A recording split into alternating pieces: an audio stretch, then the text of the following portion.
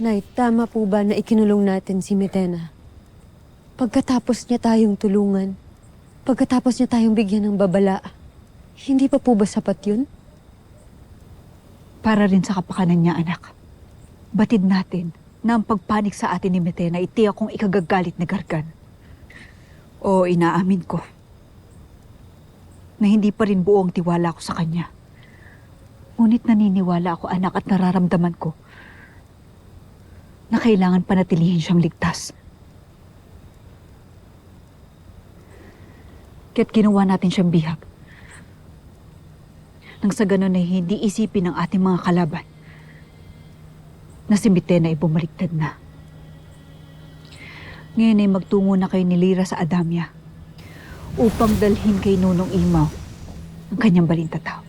Katotohanan ba ang aking narinig? Naririto na ang aking balintataw. Nunong Imaw, Opo, Lolo Imaw. Ashti. Tera. Abisala Esma Batalumang Kasopeya, naway maibigay sa atin ang kalamang ating hinahangad. at naway magkaroon na rin tayo ng kasagutan kung paano mawawasak ang itim na brilyante.